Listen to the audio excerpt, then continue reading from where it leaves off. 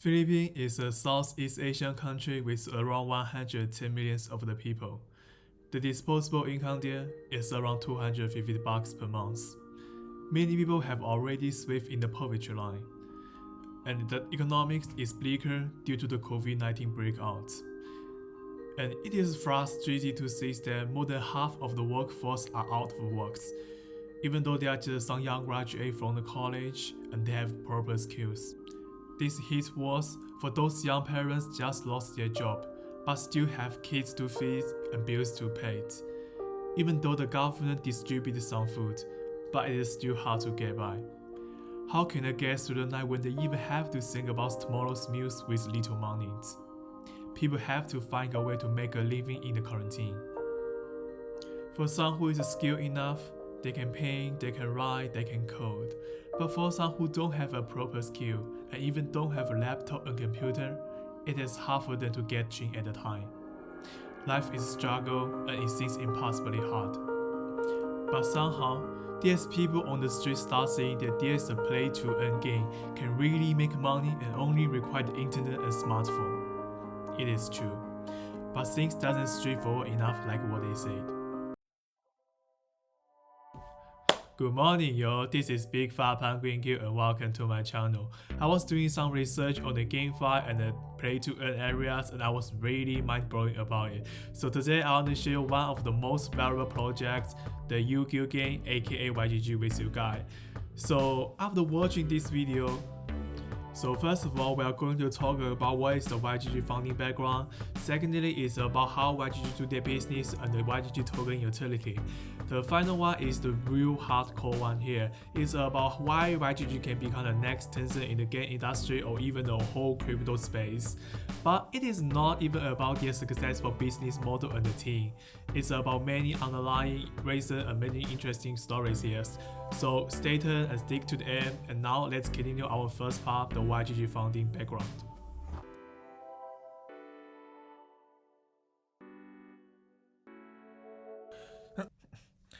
So about the game they can really make money, I think it is quite well known right now.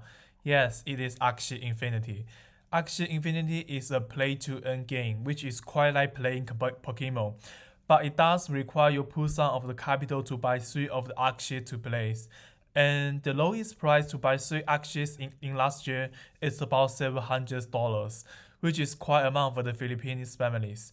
Remember we say that the disposable income per month for Philippines is about $250, and at the time of lockdown, many people can't afford it. So the YGG founder Gabi Designs, a local gaming entrepreneur, began lending out his access to different people in the communities in order to help the people to get through the difficulties. The access lent by Gabi were used to earn tokens in the game that could be exchanged for local currencies. And for exchange, part of the revenue from the game will go to Gabi. Soon, the business worked out. Many players in the Philippines were earning more than they had at their previous job. This act was literally leaving an entire community out of poverty. Gabi and his team then created the Yu-Gi-Oh game YGG as a way not only help the Philippines gamer community, but also the global gamers community. So right now, you all know about the YGG background, which is super hard steering and excited. But YGG's ambition is not only eye on the local, but in a global scale. But before it get there, you need a solid business background.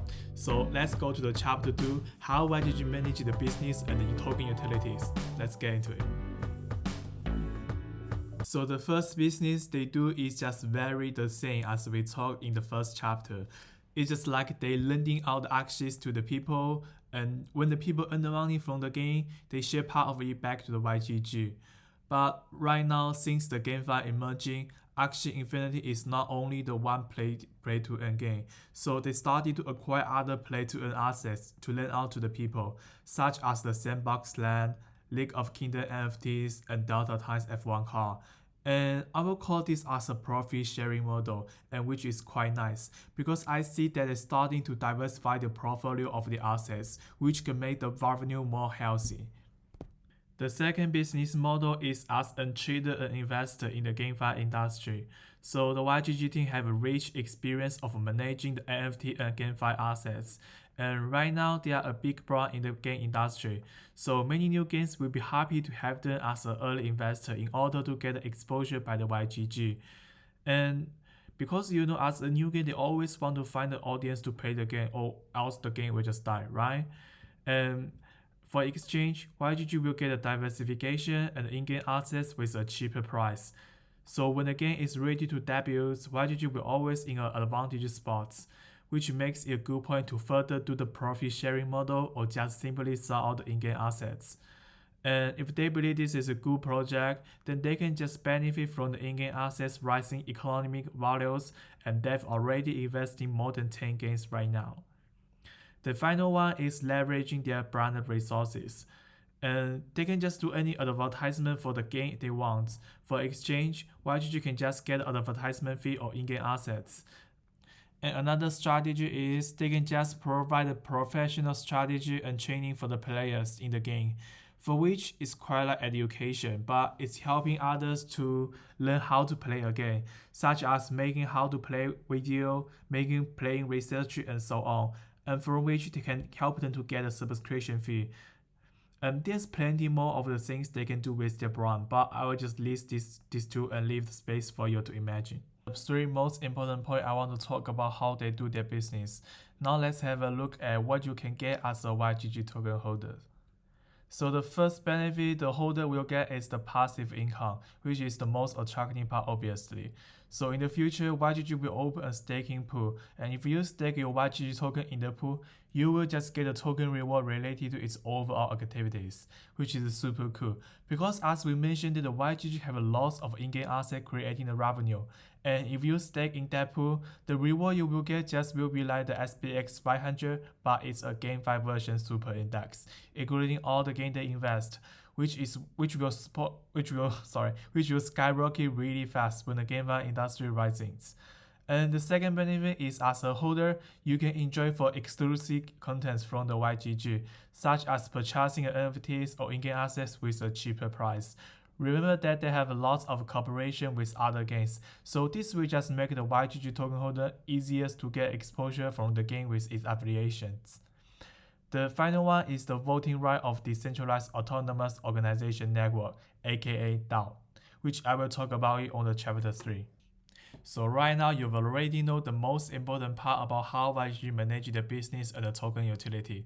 Not only it can revenue a lot through the different channel with a diversified portfolio, but the token holder can get a lot of the benefit with the GameFi industry rising. So let's go to the most important part of these videos, the chapter 3, why YGG can be the next Tencent in the GameFi industry and even the whole crypto area. So the first point is about the DAO. The DAO is just like the owners and the manager of the YGG networks, which means as long as you are a YGG token holders, then you can participate in any decision making in the YGG network. Let me explain you why this is so important by asking a question. In most of the game, why the players always have no voice after they contribute their time, energy, and feedback to the game regardlessly. But when it comes to the game updating or game developments, it's all about what the creator says, what the developer says. This is basically happen to every gamers. But with the DAO, people have the voice, and this is not like the boss-employee type relationship. The decision making is from the community opinions, and the people here will provide opinion just simply because they care. They are here willingly, voluntarily to contribute to some things. And when the people here are doing something that from their hearts, the development will just innovate in a not only exponential but an inclusive way. This is why the DAO is so important and can be the traditional game industry, because they care about the gamers. And the YGG, they will deliver all the governance to the token holders in the future. This is what makes YGG unique enough.